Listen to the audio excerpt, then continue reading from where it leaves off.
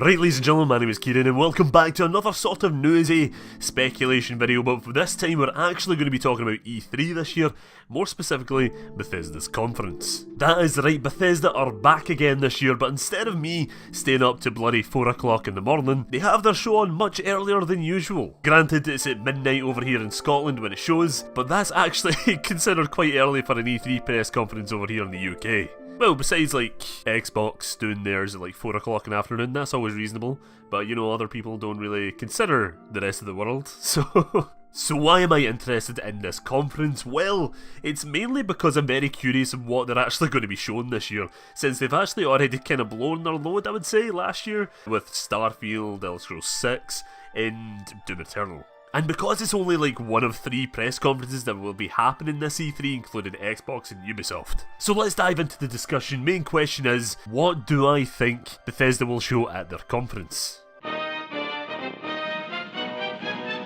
Well, we need to start with the facts first, with what's been confirmed to be there so far.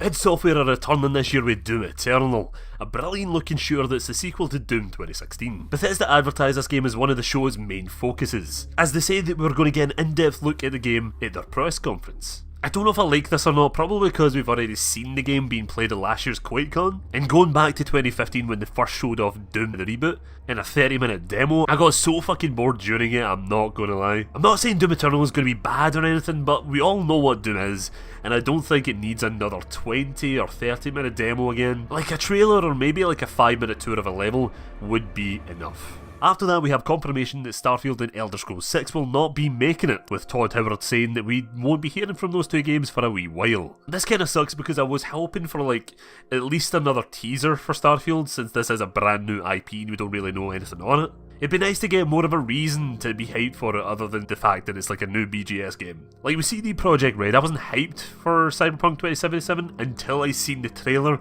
then after that, the 40-minute gameplay. But yeah, apart from that, that's all we really know in terms of what is 100% going to be there. So what does that mean? Well, it means that we can dive into some nice wee bits of speculation.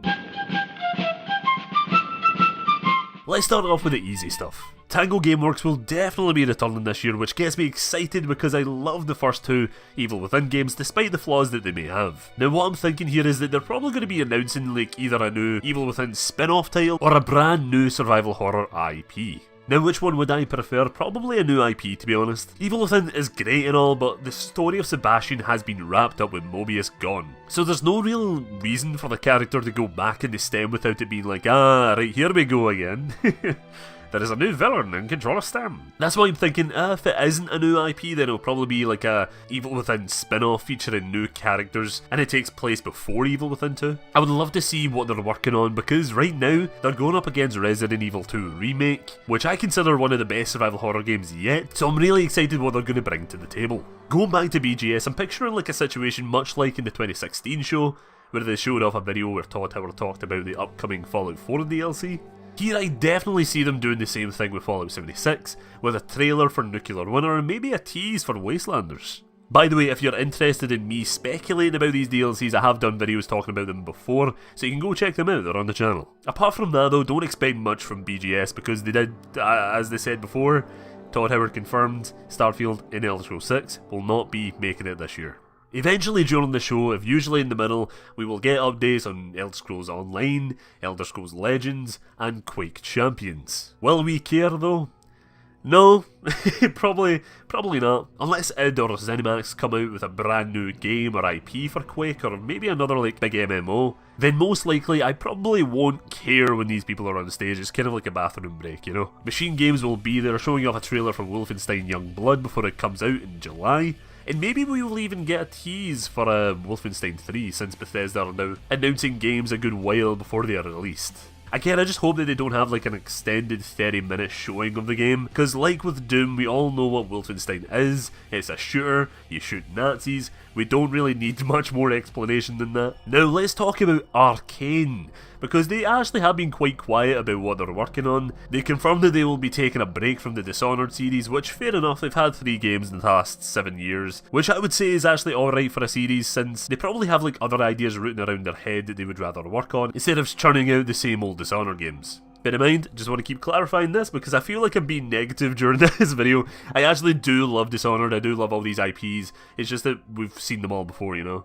I don't want to be like, oh yeah, we're going to come back to Bethesda's conference and be like, hey, let's see all the sequels and like no new IPs, because that's what the gaming industry needs, in my opinion. They need new IPs. So when we seen Prey, which not necessarily is a new IP, it's kind of new to like the modern game industry, so it was pretty hyped to see it announced, because I was sitting there like, oh, what's this? Is this like Dishonored or something? And then it wasn't anything. It was completely new, just like it was like a rebranded Prey, and I'm like, alright, okay, this is cool. I like this. This is neat. Maybe we'll see like a Prey sequel being announced this year, but I'm actually not really too sure on that one, because I do know that Prey didn't actually sell that well, but at the same time Evil Within 2 didn't sell that well, and Wolfenstein 2 didn't sell that well either, so like, and they're getting sequels to their games. Well, Evil Within, you don't really know just yet, so maybe Prey will get a sequel as well. What is interesting about Arcane though is the fact that ZeniMax, the owner of Arcane and Bethesda, actually filed a trademark in 2016 for The Crossing.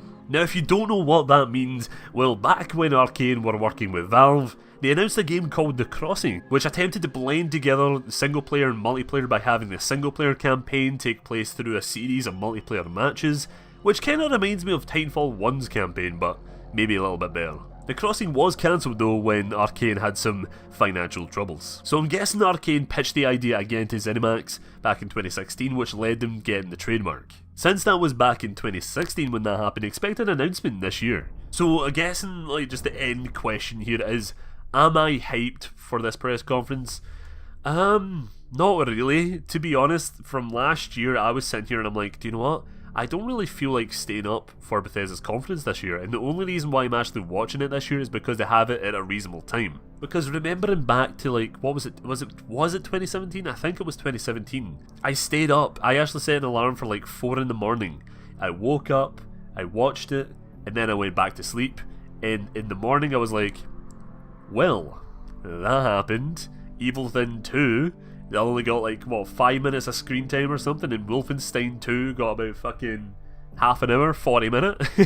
Don't get me wrong, like, Wolfenstein 2, not a bad game or anything, but you know, I want to see more Evil Within, man. I wanted to see like a wee gameplay segment. Yeah, but obviously with E3, I'm always excited for E3. It's like going to a festival for me, you know? It's like this massive gaming event where like all the announcements happen in this one weekend. It's so much fun to just guess, speculate, and going on to like calls or just go and hang out with friends and watching it together. It's just so much fun, especially when everyone else has like different expectations and different hopes and dreams they would like to see get announced, and then seeing them get excited for over like an announcement and you're like, alright, okay, that's cool, and then they're like fucking jumping out of their chairs and shit. It's fun. So I'm hoping this E3 will be a good one. I know last year's was a bit, it was okay, like Xbox's was actually fantastic, I would say. Ubisoft as well, they did really well. This year obviously we don't have EA, which is which is a plus. I watched EA's like every year. I don't know why, don't ask me.